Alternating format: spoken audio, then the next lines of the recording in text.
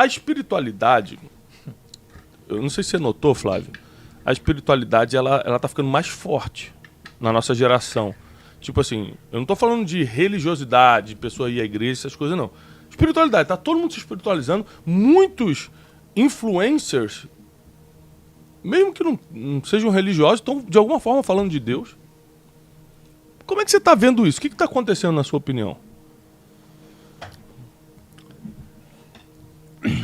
Olha, a gente vive... O lado bom e o lado ruim. Claro, na minha visão, a gente está passando hoje por um momento muito difícil da humanidade. O Covid, a gente às vezes se adapta com essa situação, mas vamos entender, a gente ficou praticamente 6 meses confinados.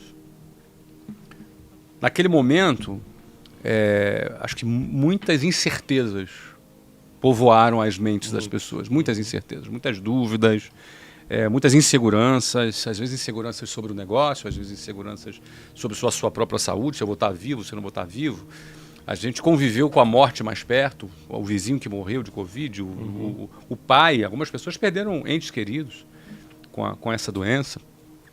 Não é? A dúvida, durante muito tempo, como pega, como transmite, que negócio é esse? Então, eu penso que a humanidade como um todo, não só o Brasil, mas o mundo inteiro, viveu esses momentos de incerteza. Depois, as consequências desses momentos de incerteza, que são as consequências econômicas. A gasolina está cara, a carne está cara, alguns produtos em alguns países estão faltando.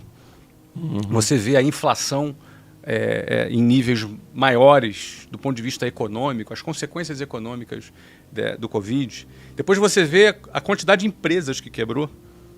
Mais de 700 mil empresas quebraram. Mais de 700 mil empresas. Ou seja, no Brasil, mais empresas quebraram do que gente morreu. E centenas de milhares de pessoas morreram. Mais de 600 mil pessoas morreram. É muita coisa. Muita coisa mesmo. Eu penso que esse ambiente de incerteza, esse ambiente de dúvida, esse ambiente até de certo ponto de medo, ela, de alguma maneira, do inconsciente coletivo... Ela gera essa questão. Eu penso que ela pode baixar a bolinha, porque quando a gente está num momento de fartura, a gente pode se achar o cara.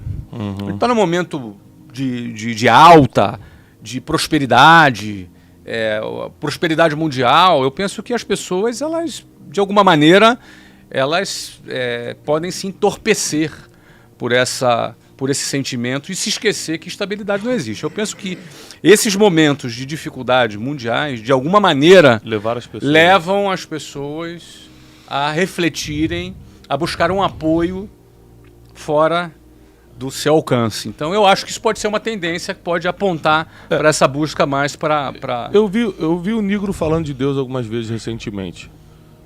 Aí, por exemplo, no seu caso, por que você acha que tem a obrigação de falar se você fala de finanças? O que está acontecendo? Deixa eu pegar só um gancho da sua pergunta para o Flávio, que é sobre por que você acha que estão se espiritualizando mais hoje? Eu acho o seguinte, não é como se... obviamente, talvez isso daqui valendo a minha compreensão, mas o mundo ele sempre esteve... durante muito tempo ele esteve muito agressivo e muito ruim para a maioria das pessoas, né? Se a gente pegar os últimos 100 anos nos Estados Unidos, 99,9% das empresas quebraram e 4 presidentes foram assassinados. E a gente não teve, talvez, uma massificação de espiritualização, mesmo tendo um cenário como esse. Qual que é a diferença de hoje? A diferença de hoje é que a gente tem a internet e as redes sociais muito latente na nossa cara. E tem uma parábola que, para mim, explica o que está acontecendo e daí vem a necessidade de se espiritualizar. Que é a parábola dos trabalhadores nas vinhas. Né? Então, olha só a reflexão. Né? Nos trabalhadores das vinhas, né? Você tinha... Poxa, o pessoal queria ajuda para trabalhar nas vinhas, passou de manhã, 9 horas da manhã, falou, você quer trabalhar ganhando um denário? Quero. Aí a turma foi trabalhar.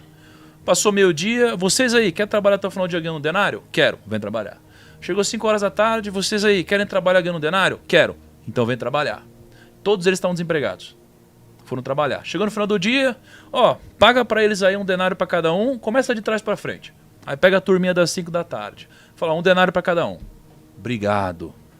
Aí chega a turminha do meio-dia, 1 denário para cada um. Ué, 1 denário pra gente? O pessoal ganhou 1 denário, trabalhou 1 hora só, a gente tá desde o meio-dia aqui embaixo do sol, a gente vai ganhar menos que os outros? Pum. Aí vem a turminha da 9 da manhã.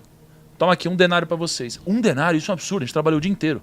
A gente trabalhou o dia inteiro, a gente fez tudo isso e a gente ganhou a mesma coisa que os caras que trabalharam 1 hora, os caras que trabalharam meio-dia, a gente ganhou menos que todo mundo. Aí o dono chegou e falou, ué, mas por que você está fazendo isso? Você está fazendo isso porque eu fui mais generoso com os outros? Né? E qual que é o insight aqui para mim? Tava todo mundo desempregado, mano. Os caras esqueceram que eles estavam desempregados. Primeiro ele falou assim, esse não era o combinado? Era o combinado? Então, mas assim, pô, tá todo mundo desempregado. Eles esqueceram que estavam desempregados. Eles combinaram ganhar 1 denário. Eles ganharam o que eles tinham combinado. Aconteceu uma coisa ótima na vida deles. Em qual momento a vida deles estragou? Quando eles olharam pro lado e viram que alguém estava se beneficiando mais do que eles. E na rede social, é impossível isso não acontecer. Mesmo que a vida de quem está nos holofotes seja pior que a sua. Por quê? Porque a gente vai comparar o nosso bastidor com a vida do outro. Então a gente vai comparar o que a gente sabe da realidade que a gente vive com a única coisa que essa pessoa quer mostrar pra gente. Palco. Então isso daqui tá espancado na nossa cara, dizendo assim, ó, a sua vida é um lixo, essa é a vida que você deve buscar e é uma vida utópica, porque ninguém vive essa vida que é mostrada na rede social, isso é impossível. Né? E no momento que isso começa a acontecer na nossa cara, a gente começa a ter conflitos internos muito fortes, muito poderosos e talvez muito difíceis de resolver. Né? E no momento que a nossa vida começa a parecer mais difícil e muitas vezes a gente começa a não encontrar um sentido para as coisas que estão acontecendo, a gente entende que talvez a resposta não esteja no material. E aí isso daqui aparece de 2 formas. Aparece de um lado para as pessoas que buscam sofrer menos ou criar um sentido para sua vida, e do outro lado das pessoas que se comunicam com essas pessoas com uma missão de que elas devem ajudá-las, né? Como um mensageiro e não como a mensagem, né? Então é por isso que eu acho que está acontecendo um movimento como esse, né? Pelo quão escancarado está sendo as coisas que aparecem na nossa cara nas redes sociais, né? E aí é uma mistura desse lado e, as vozes que estão entregando essas mensagens para diminuir o sofrimento das pessoas e dar um sentido para a vida delas, né? Agora... Toma esse papel aqui, mano. O que é, mano? A explicação foi mais ou menos. Foi mais ou menos. Não, mas é isso mesmo. E, aliás, a parábola das vinhas foi uma excelente comparação.